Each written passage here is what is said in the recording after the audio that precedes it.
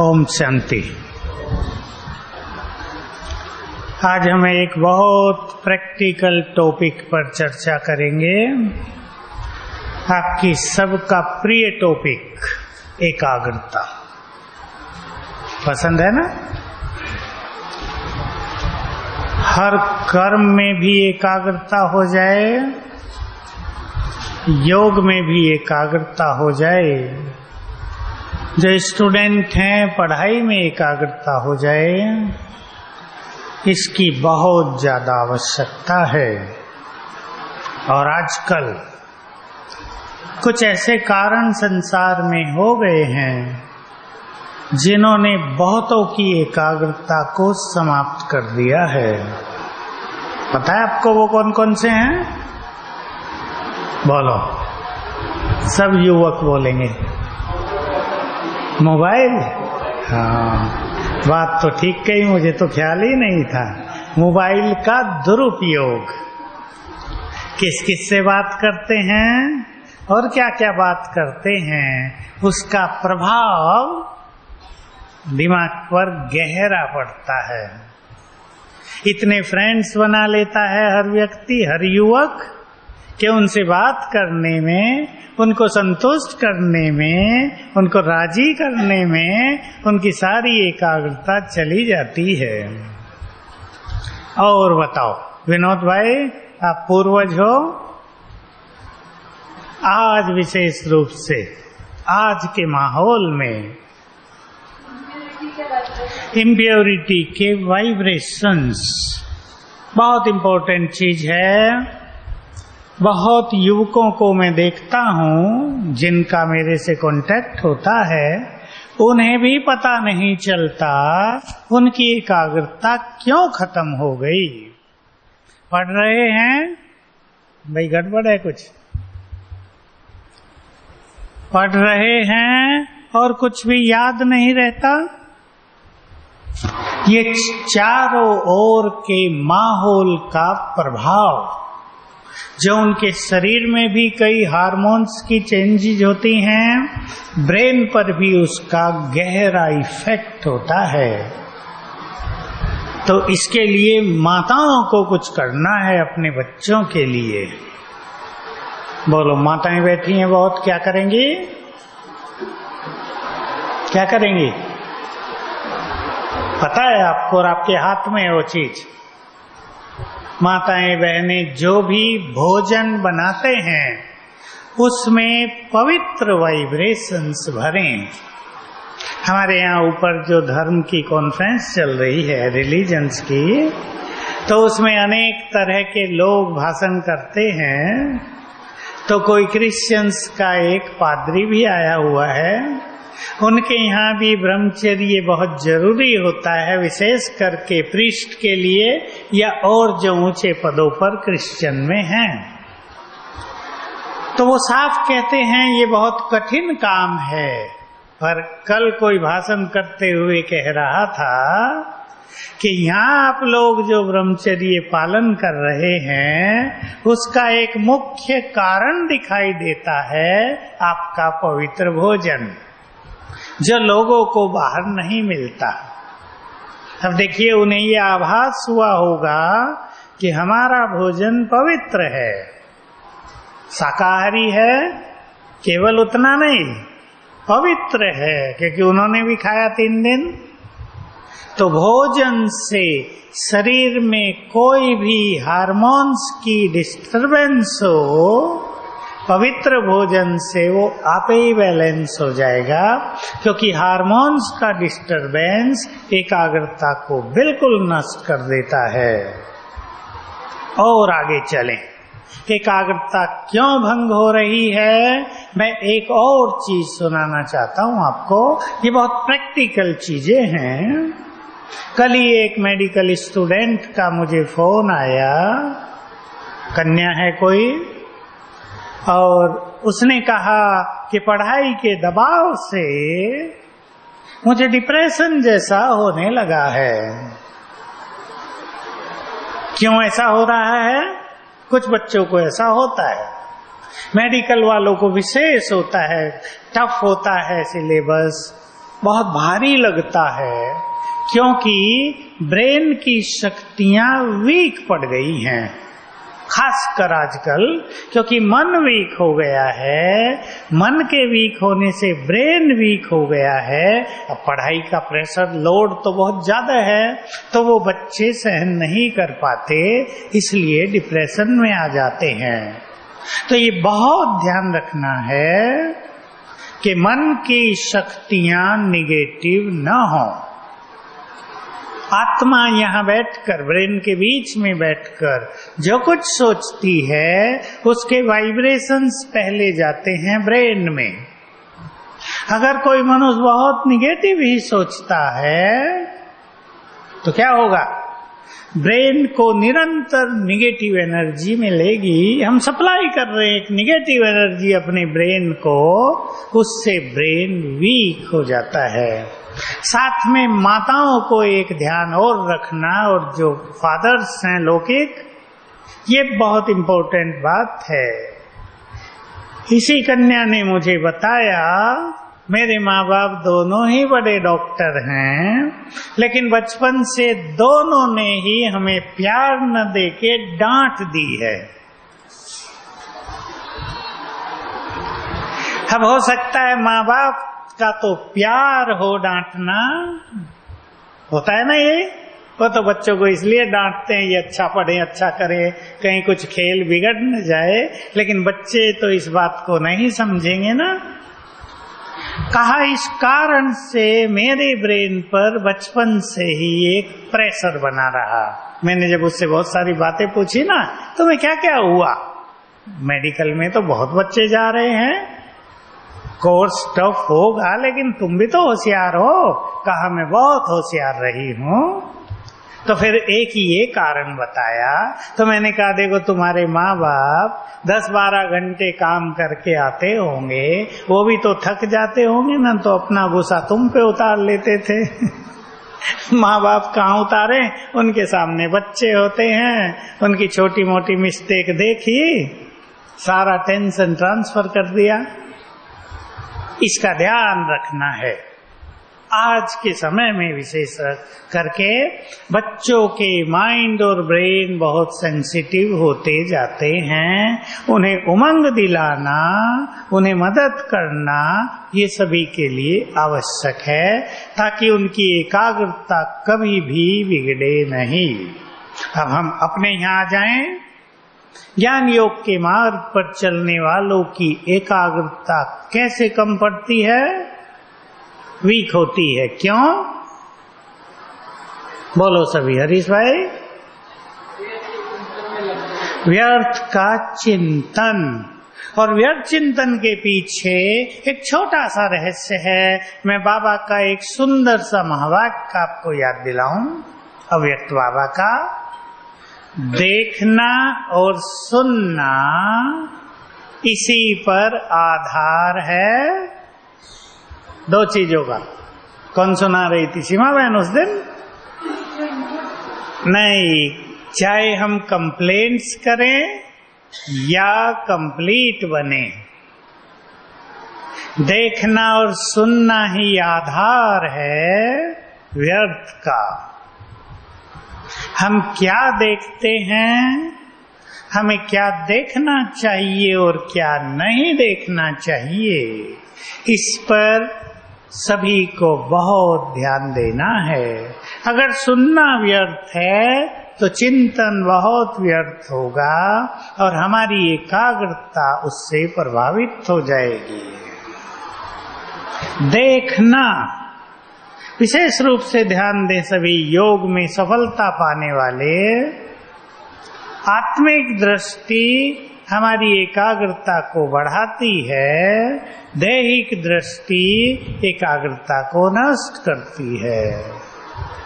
पीछे हम मुरलियां सुन चुके हैं बहुत, याद है ना? अभी लहर चली बाबा की, भाई भाई की दृष्टि का अभ्यास कर। बहुत अच्छी लहर चली, ये तुम्हें कर्मातीत अवस्था की ओर ले चलेगी, तुम्हें पास विद ऑनर कराएगी। तो बहुत सुंदर प्रैक्टिस है। सबको आत्मा देखना। चलता है सबका? चलता है? सब चलाए। रोज हम सब मनुष्यों के बीच में हैं, थोड़ी थोड़ी भी प्रैक्टिस करेंगे, सब आत्माएं हैं, ये शरीर हैं उनके, आत्मा तो चेतन है। कोई छोटा बच्चा भी है, शरीर ही तो उसका छोटा है, वो तो आत्मा पूरी 5000 साल की यात्रा तय करके आई है। चिंतन भी करेंगे और आत्मा देखेंगे भी। और आगे चलें, किसने एकाग्रता को भंग किया है, बहनें बताएंगी। बोलो, कन्याएं बैठी हैं, सबको अनुभव है, अपने अनुभवों को ध्यान में लाओ। एकाग्रता किससे भंग होती है? हैं? अल्पकाल की सुखों की प्राप्तियों के पीछे भागने से। आपने तो बहुत गहरा उत्तर दे दिया। ये कर्म इंद्रियों का रस, संसार में बहुत चीजें आजकल मनुष्य को आकर्षित कर रही हैं।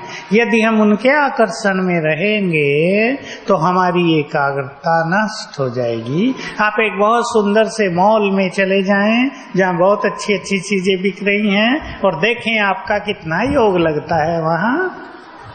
आधा घंटा रहें, जरा दुकानों में घूम लें और देखें मन की स्थिति कैसी रहती है। चाहे जेब में पैसा बिल्कुल ना हो, लेकिन इच्छा होगी ये चीज बड़ी अच्छी है।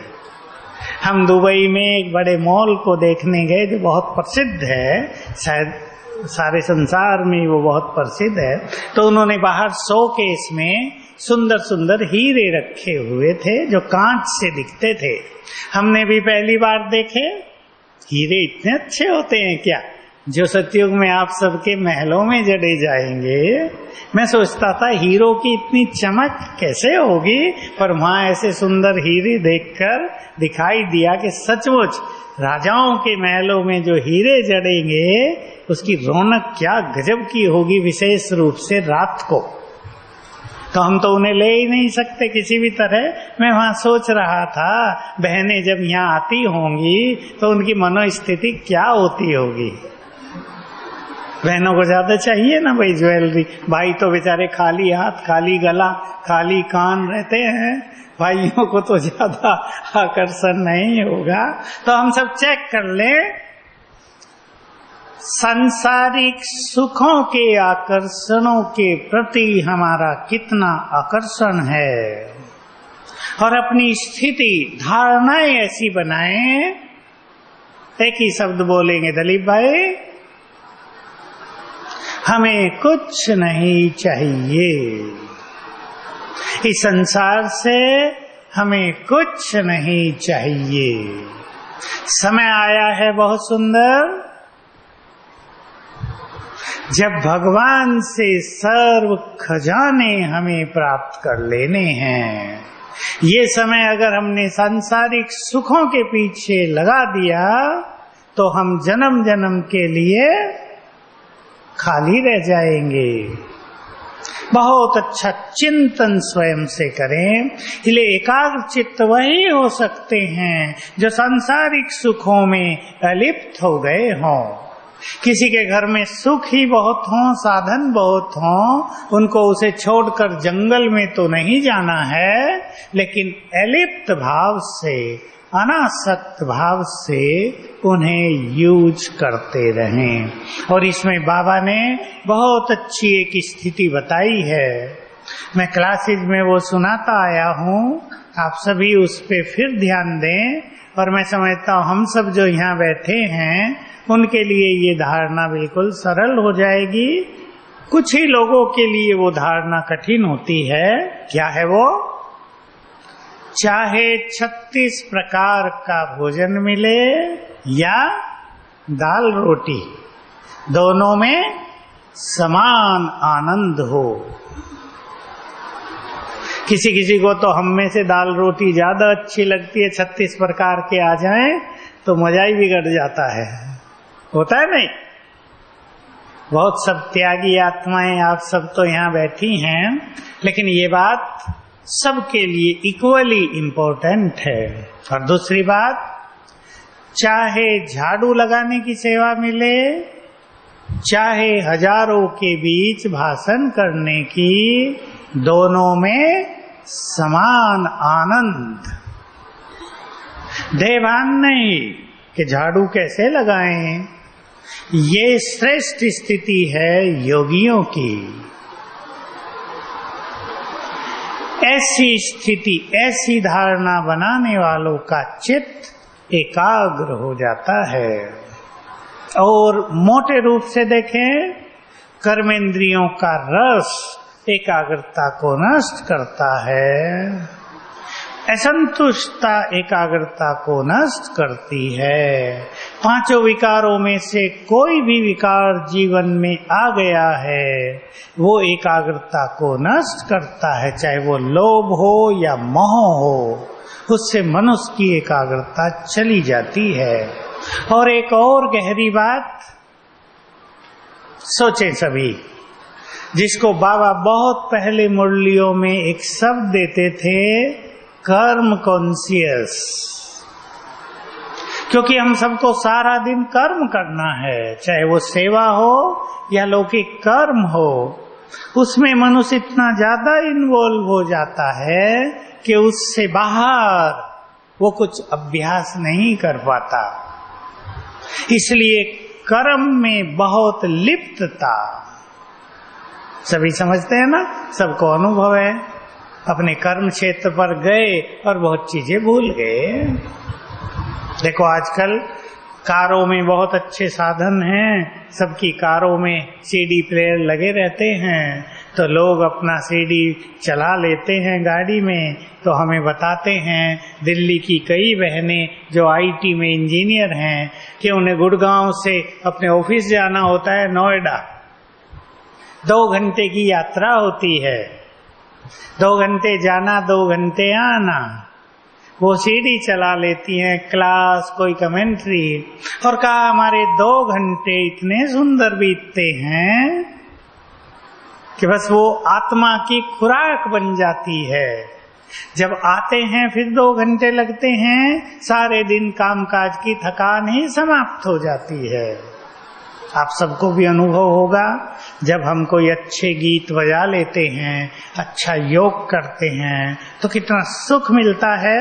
तो कर्म कॉन्शियसनेस से हमें थोड़ा ऊपर उठना है, और इसका तरीका है आज की मुरली का वरदान याद करो। कर्म करते हुए बीच बीच में ये प्रैक्टिस हो, मैं आत्मा बाबा करावनहार, मैं आत्मा इन कर्मेंद्रियों से करा रही हूँ, बाबा मुझसे करा रहा है। करण करावनहार, तो बाबा की स्मृति बनी रहेगी। ऐसे बीच बीच में शरीरी होने का अभ्यास, स्वमान का अभ्यास, 5 स्वरूपों का अभ्यास, और जिसको बहुत प्रैक्टिस हो, बाबा के स्वरूप पर बुद्धि को स्थिर करने का अभ्यास चलता रहे। अभ्यास मोस्ट इम्पोर्टेंट है एकाग्रता को बढ़ाने के लिए। तो मैं आप सभी से फिर से कहूंगा, सेवाएं तो सबके पास हैं ही, अपनी एकाग्रता को कितने मिनट तक ले चलेंगे?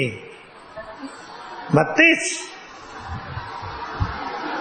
थोड़ा प्रैक्टिकल कर लें ताकि सब कर सके। 10 मिनट तक जिस चीज पर हम फोकस करना चाहें। 32 तो इसलिए कहा जाता है, मैंने सुनाया है कई बार, मैंने बचपन में ही पढ़ ली थी ये बात। अगर कोई योगी 32 मिनट तक एकाग्र चित्त हो जाए तो उसे मन चाही सिद्धियां मिल जाती हैं। हमें सिद्धियों की तो जरूरत नहीं, लेकिन हमारी एकाग्रता जो हमें ईश्वरीय सुख देती है, हमारे लिए वही सबसे बड़ी सिद्धि है। हम 10 मिनट तक ले चलेंगे, और बाबा का 1-2 महावाक्य मैं सबको याद दिला दूं, उसे सब याद करते रहें और अपनी एकाग्रता को बढ़ाने में उसकी मदद लेते रहें। बाबा ने कहा, बुद्धि को स्थिर करना तुम्हारी सर्वश्रेष्ठ साधना है। मैंने अपने शुरू के सालों में इस महावाक्य को अपने सामने रखा। बहुत बुद्धि को स्थिर करना हमारी बहुत सुंदर साधना है। दूसरा बाबा का महावाक्य 5-7 साल पहले, ये भी बहुत सुंदर है। सबसे बड़ी कला है बुद्धि को जहां चाहो, जिस स्वरूप पर चाहो, जितना समय चाहो और जब चाहो स्थिर कर सको। ये सबसे बड़ी कला है। और ये कला आ जाने के बाद आगे सब कलाएं स्वतः ही आ जाती हैं। एक तो कलाएं हमारी वो हैं जिन्हें हम 16 कला कहते हैं। आत्मा की degree of perfection, degree of power. लेकिन एक कलाएं ये संसार की कलाएं भी हैं। नृत्य कला, गायन कला, म्यूजिक, कोई भी इंस्ट्रूमेंट बजाने की कला, भाषण करने की कला, लिखने की कला, ये भी कलाएं हैं। एकाग्रता के बल से ये सभी कलाएं भी विकसित होती हैं। आप जानते हैं बहुत अच्छी तरह, हमारे यहाँ कई लोग जो कम पढ़े लिखे हैं बहुत अच्छे कवि बन गए या नहीं? मैं आपको सुनाऊं एक हंसी की बात। हमारे ऊपर ज्ञान सरोवर में एक बहन आई हुई है जो आंध्र की है, हिंदी नहीं जानती। आप बड़े खुश होंगे ये बात सुन के। जो एक्यूप्रेशर सीखा है बहुत अच्छा, और वहां सबको कर रही है डायबिटीज को ठीक करने के लिए खास। तो मैं भी गया, मुझे उसने पहचान लिया, बड़ी खुश हुई। आंध्र वाले पहले पैर छूते हैं। अरे मैंने कहा माता जी, भगवान मुझे डांटेगा, तुम ये क्या करा रहे हो? मैंने ही किससे पैर नहीं छुआ रहे, तुम छुआ रहे हो। तो क्या हुआ, वो हिंदी में गीत गाने लगी जो मेरी भाषा नहीं समझ रही थी। डॉक्टर दूसरे थे, उसको ट्रांसलेट करना पड़ रहा था। मैंने उससे पूछा तुमने ये हिंदी के गीत कहाँ से सीखे? कि मैं तो जब से ज्ञान में आई ये गीत खुद बनाने लगी। सोचो, तेलुगु भाषा, पढ़ी लिखी ज्यादा नहीं, और हिंदी के गीत बनाने लगी। सोच लो आप कैसे हुआ ये। हमारी आंतरिक कलाएं विकसित हो जाती हैं, जो भाषा से जिनका कोई नाता नहीं है। भाषा तो एक माध्यम है ना, जो ब्रेन से ट्रांसलेट होती है। ऐसा कहीं हमारा ब्रेन जो है ट्रांसलेटर है। भावनाएं, हमारे वाइब्रेशंस। तो कहा मैं तो एकांत में होती हूँ, बाबा को याद करती हूँ और गीत गाने लगती हूँ उसकी महिमा में। अब वो हिंदी में बनाने लगी, और हिंदी आती नहीं। एकाग्रता की कला से सभी कलाएं विकसित हो जाती हैं। अब इसकी हमें प्रैक्टिस करनी है। कई प्रैक्टिस हम आपके सामने रखते हैं जो हमारे चित्त को एकाग्र करती हैं। मुझे आज का अनुभव याद आ रहा, इसलिए मेरा चित्त शांत होने लगा फिर से। आज मेरी आंख खुली सवेरे बहुत जल्दी, और मैं उठते ही कुछ अभ्यास कर रहा हूँ। और जिस दिन से बाबा ने ये मुरली चलाई है, तुम पूर्वज हो अभी, और तुम्हें सर्व खजानों का स्टॉक बहुत जमा कर लेना चाहिए, क्योंकि तुम्हारा परिवार बहुत बड़ा है। कितना बड़ा हमारा परिवार? सारा संसार। उनके दुखों को तुम्हें समाप्त करना है। आज की मुरली याद है ना? ये संसार मेरा है। कितना अच्छा लग रहा था, मुझे फील हो रहा था कि भगवान को जानना ये सहज काम नहीं है। मैं अपने बच्चों का दुख नहीं देख सकता। कितनी बड़ी बात है। चारों ओर दुखों का जैसे प्रकोप छाया हुआ है संसार में, और बाबा कह रहा है संसार मेरा है, मालिक तो मैं ही हूँ, मैं दुख नहीं देख सकता। मैंने मुरली सवेरे सुन ली थी, आजकल व्हाट्सएप पे आती है। पहले ही सुन ली, इतना मजा आया मुझे, क्लास में दूसरी बार सुनी, 3-4 बार सुन लेते हैं, हम ऊपर से नीचे आते हैं तो भी सुन लेते हैं, तो मुझे तेज फीलिंग होती रही है। हम पूर्वज हैं, संसार को हमारे वाइब्रेशंस की बहुत जरूरत है। चित्त शांत हो गया, सवेरे ही 3 बजे मैं उठा, मैं बाहर आ जाता हूँ, बड़ी जगह है खुली, चित्त शांत कि बाबा हमारी ओर देख रहा है कि हम संसार को वाइब्रेशंस दें। दुख बढ़ता जा रहा है, समस्याएं बढ़ती जा रही है, डिप्रेशन बढ़ता जा रहा है, नींद की समस्या बढ़ती जा रही है, अनेक रोग बढ़ते जा रहे हैं।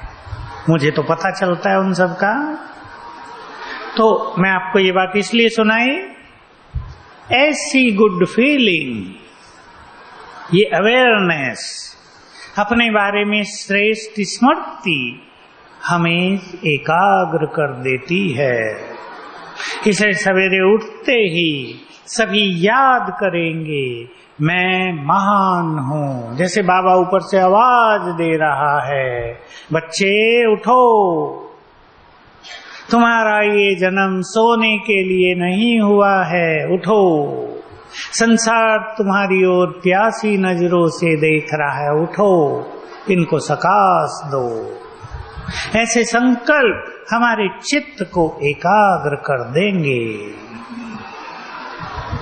सवेरे उठकर बहुत अच्छी एकाग्रता का अभ्यास करना है। मैं आज देख रहा था अपने को साक्षी होके, 8 बजे तक मेरा पूरा समय 3 से 8 बहुत आनंद में बीत गया। नॉर्मली मैं जल्दी उठता हूं तो थकान हो जाती है 6 बजे, आज बिल्कुल नहीं। तो ये जो आनंद है ये हमारे शरीर को भी टायरलेस बना देता है, बिल्कुल एनर्जी दे देता है। सभी जितना सुंदर चिंतन सवेरे करेंगे उतना ही चित्त एकाग्र होगा। अपने कर्तव्यों की स्मृति, विशेष रूप से ये बात सभी अंडरलाइन कर लें, सवेरे उठकर अपने कर्तव्यों को स्मरण करें। हम महान हैं, विघ्न विनाशक हैं, हमें सबके विघ्नों को हरना है, उसके लिए हमें शक्तियां भरनी है स्वयं में। ऐसा समय आ रहा है जब प्रैक्टिकल में सारा संसार हमारी ओर प्रैक्टिकल में देखेगा। अब तो सूक्ष्म रूप से देखता है, लोग आएंगे, हमें शक्तियों से अपने को भरपूर करना है। चित्त एकाग्र हो जाएगा। फिर अभ्यास करें आत्मा को विजुअलाइज करने का, देखने का, और शिव बाबा को विजुअलाइज करने का, और अपने को देखें। मैं अपनी बुद्धि को आत्मिक स्वरूप पर और बाबा के स्वरूप पर कितनी देर स्थिर कर सकता हूं। भले कुछ सेकंडों से शुरू करें, 10-10 सेकंड से शुरू करें, आत्मा के बहुत तेजस्वी स्वरूप को देखेंगे। सिंपल नहीं, बिंदु नहीं, बहुत तेजस्वी पॉइंट सोर्स ऑफ एनर्जी, बहुत तेज निकलता है हमसे। बिल्कुल ऐसा देखें जैसे केवल मैं ही रह गई आत्मा, देह भी नहीं है, केवल मैं। ऐसी गुड फीलिंग में आ जाएंगे तो लंबा काल तक ये एकाग्रता बनने लगेगी। फिर बाबा को विजुअलाइज करने के साथ ये ध्यान देंगे कि बाबा के बारे में सुंदर से सुंदर संकल्प हो।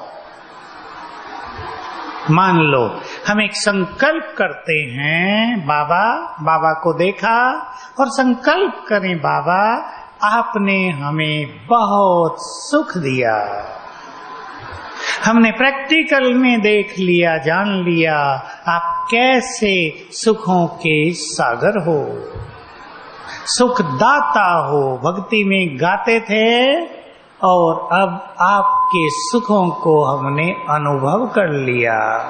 एक संकल्प के साथ उसको विजुअलाइज करें आप ज्ञान सूर्य हो।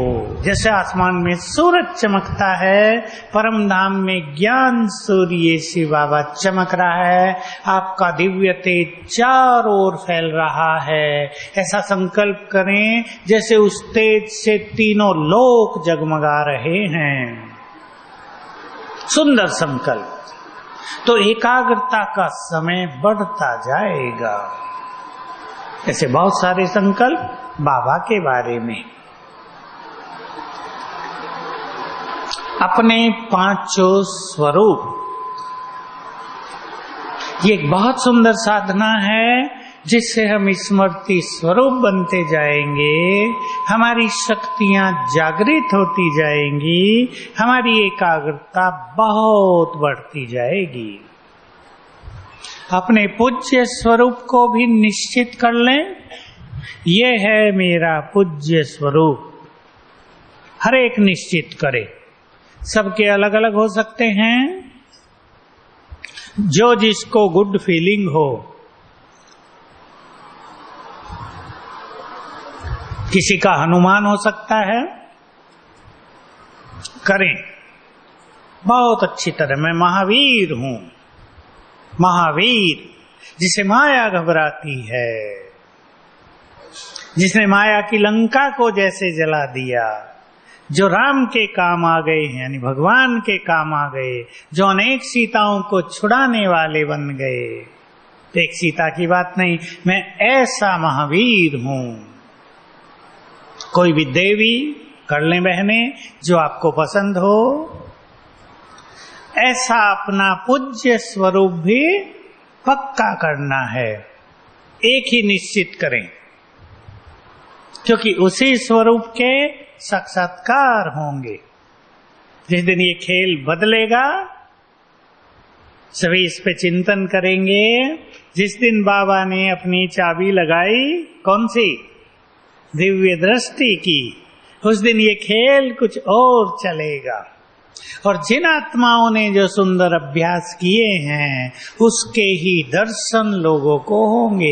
आपने आत्मिक स्वरूप का बहुत अभ्यास कर लिया, तो जब लोग आपको देखेंगे, यहाँ चमकती हुई आत्मा दिखाई देगी और उससे आकर्षण हो जाएगा बहुत ज्यादा।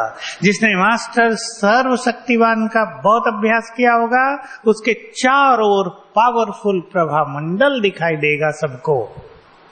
जो बहुत पवित्र बन जाएंगे, वो बिल्कुल पवित्रता के आभा मंडल से घिरे हुए पवित्रता के फरिश्ते दिखाई देंगे।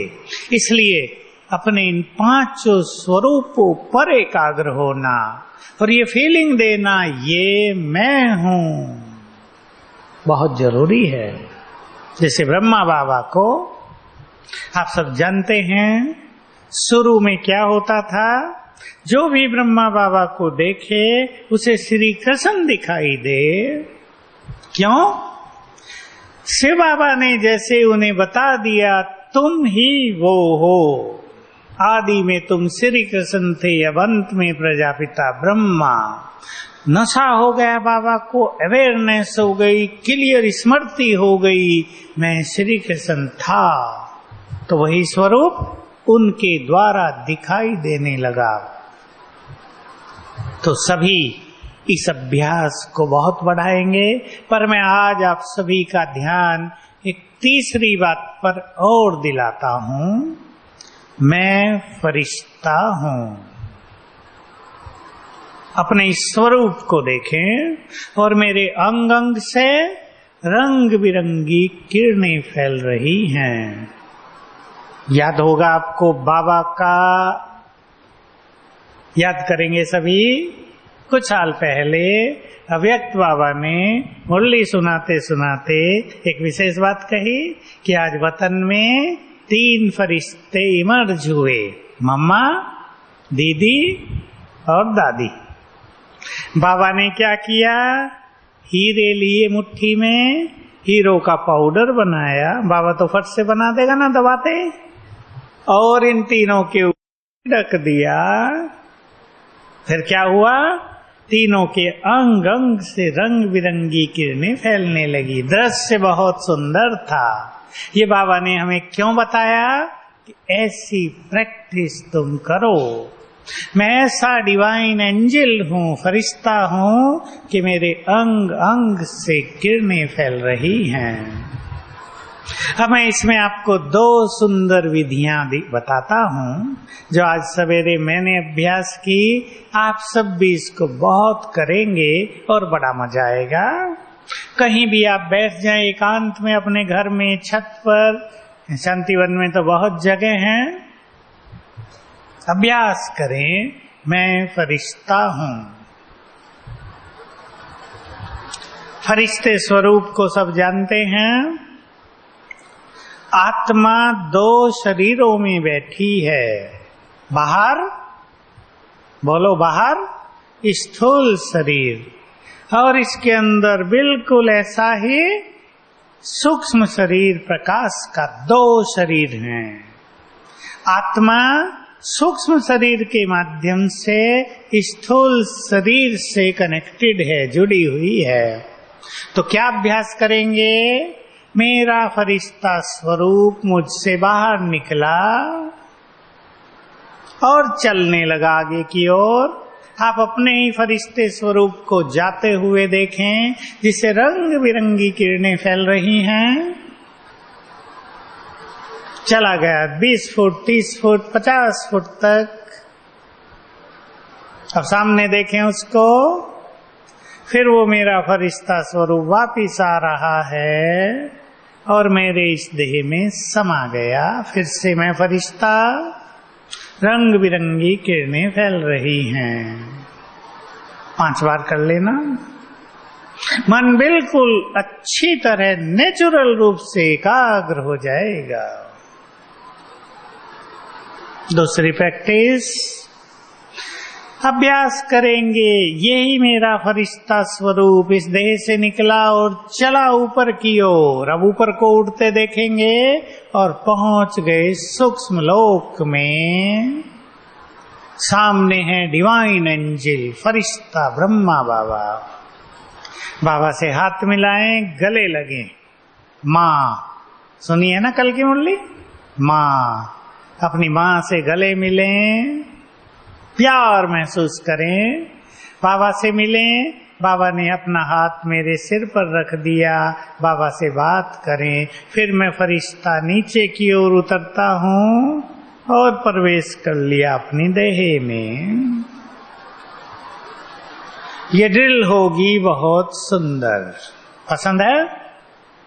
फरिश्ते स्वरूप की ये ड्रिल करने से धीरे धीरे हमारा फरिश्ता स्वरूप क्लियर होता जाएगा। कल की मुरली में सबने बहुत एक सुंदर बात सुनी है। अश्रतन कौन है? नहीं, ये नहीं। अश्रतन है चीफ जस्टिस और शिव बाबा है प्रेसिडेंट। सबके ऊपर प्रेसिडेंट होता है ना, जनरल्स के ऊपर भी तो जस्टिस के ऊपर भी। तो अश्रतन है चीफ जस्टिस, उनकी जजमेंट फाइनल होगी। बाबा ये बहुत अच्छी बात कह रहे थे, तुम्हारे सामने तुम्हारा भविष्य वैसे ही क्लियर होना चाहिए जैसे वर्तमान क्लियर है। याद है ना? इसके लिए तो अच्छी साधनाएं करनी पड़ेंगी। जैसे जैसे हम एकाग्र होते जाएंगे, ध्यान देंगे, आप अपने को हीरो एक्टर समझेंगे। नशा है ये बहुत बड़ा। मैं हीरो एक्टर हूँ और मैं इस संसार में बहुत बहुत भाग्यवान हूँ। ये कुछ स्वमान ऐसे हैं जो धीरे धीरे हमें भविष्य स्वरूप का दर्शन कराने लगेंगे। तो जितने हम स्वदर्शन चक्रधारी बनेंगे, इस पूरे चक्र में हमारा रोल क्या है वो हमारी समझ में आता रहेगा। कल परसों का एक स्लोगन और बहुत अच्छा था, मैं वो आपको याद दिलाना चाहता हूँ। कल था या परसों था, कल ही था शायद। स्लोगन, विश्व महाराजन बनना है तो विश्व को सकाश दो। तो ये बहुत अच्छी चीजें हैं जिनकी प्रैक्टिस करने से हमारी एकाग्रता बहुत अच्छी होगी। लास्ट बात, 2 चीज है हमारे पास, मन और बुद्धि। बुद्धि को स्वच्छ करें, सद्विवेक से भरते चलें, व्यर्थ को समाप्त करते चलें और मन में महान से महान विचार हों, तो एकाग्रता हमारी नेचुरल होती जाएगी। हमें अपनी एकाग्रता को नेचुरल करना है। और कन्याएं बहुत बैठी हैं जो छोटी आयु की हैं, मैं उन्हें इतना ही कहूंगा, समय अनुसार सावधान रहें, मन को कहीं भटकाना नहीं है। इससे आपका भावी जीवन, भविष्य बहुत सुंदर होगा। बच्चों को क्या हो रहा है आजकल, बच्चों को पता नहीं होता कुछ भी, वो तो किसी के भी प्यार में अटक जाते हैं और उसको वो जीवन मान लेते हैं। और कल जब उन्हें कष्ट होते हैं तब उन्हें पता चलता है कि जीवन तो कुछ और है। इसलिए सभी सावधान रहेंगे और बहुत अच्छा अपना जीवन निर्माण करेंगे। अब हम चाहेंगे हम 10 मिनट ये सब प्रैक्टिस करें, ठीक है? लाल लाइट करो।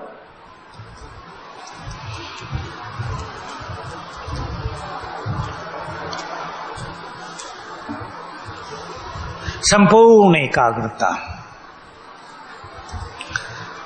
स्थिर करें अपनी बुद्धि को आत्मिक स्वरूप पर।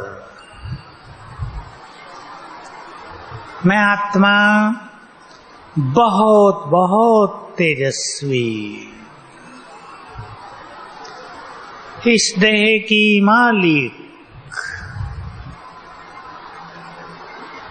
भ्रकुटी सिंहासन पर विराजमान,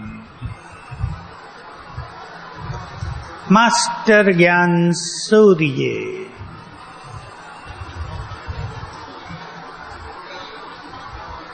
केवल मैं, देह मानो है ही नहीं।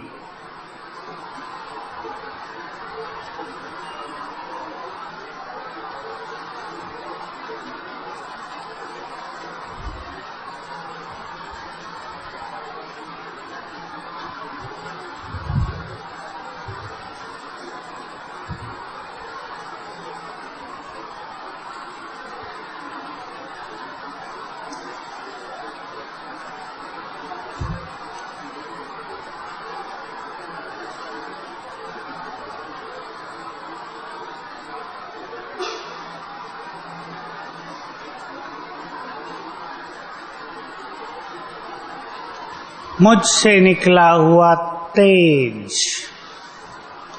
प्रकाश, एनर्जी दूर दूर तक फैल रही है।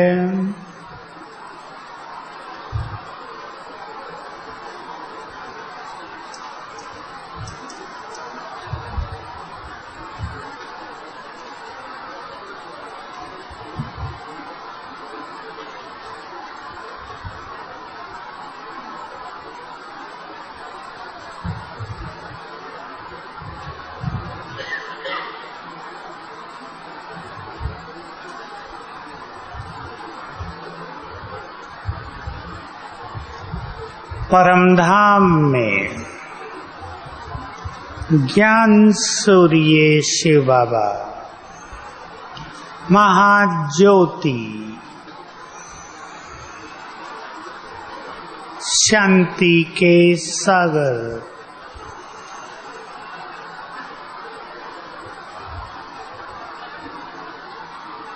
उनसे निकले हुए शांति के वाइब्रेशंस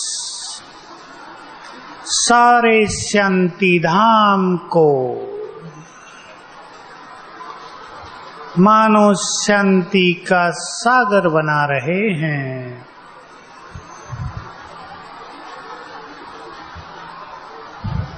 मैं भी वहीं अपने शांति धाम में हूँ, डीप साइलेंस में।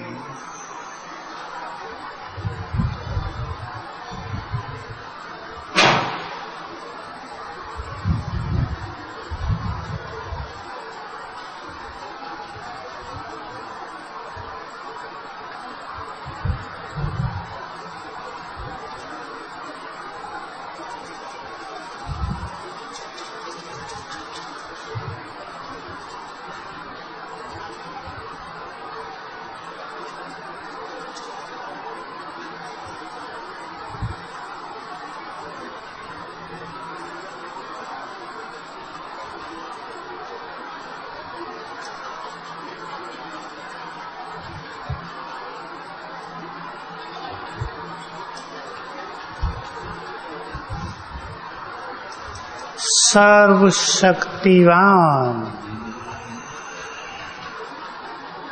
उनकी शक्तियों की किरणें दूर दूर तक जा रही हैं। उनके अलावा और कुछ भी दिखाई नहीं दे रहा है।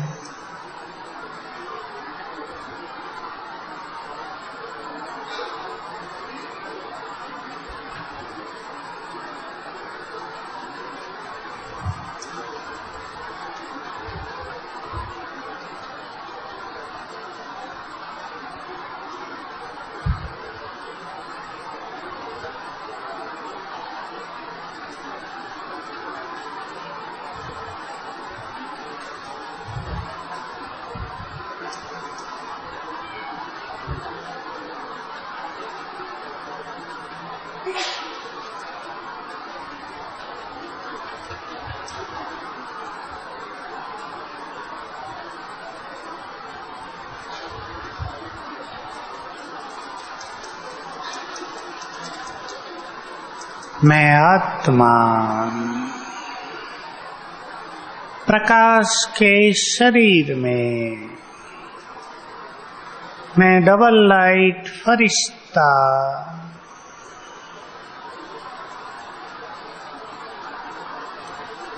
लाइट हाउस माइट हाउस फरिश्ता हूँ। मेरे अंग अंग से रंग बिरंगी किरणें फैल रही हैं।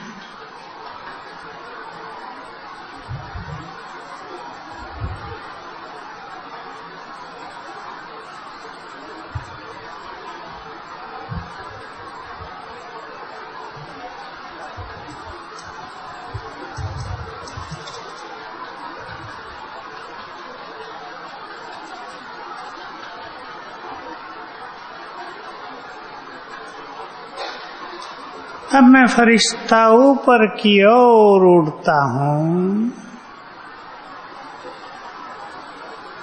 आकाश में, आकाश के ऊपर, सूक्ष्म लोक में बाबा के सामने।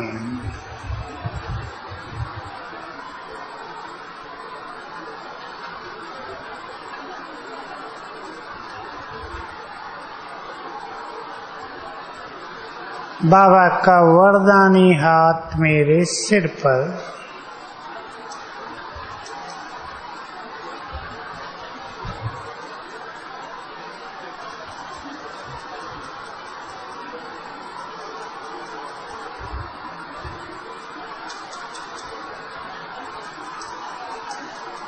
बाबा की ब्लेसिंग्स लेकर मैं फरिश्ता वापिस अपनी देह में।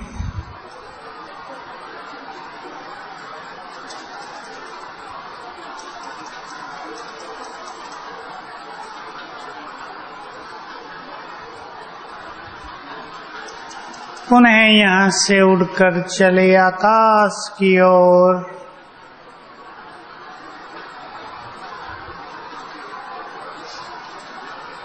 आकाश के पार सूक्ष्म लोक में सामने बाबा दृष्टि दे रहे हैं।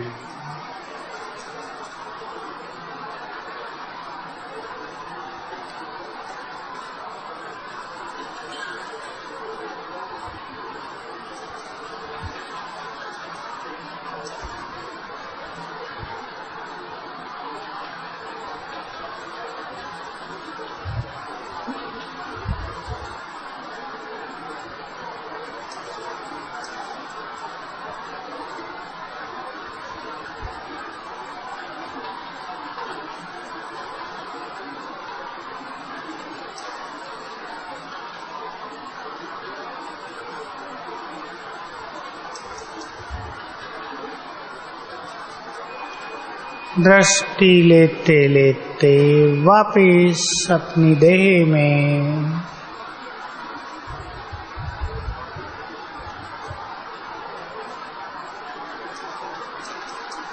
मैं चमकती हुई मणि। फिर से आत्मा पर एकाग्र करेंगे।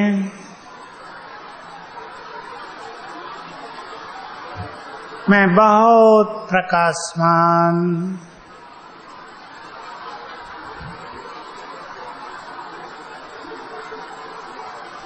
परम पवित्र, आनंद स्वरूप,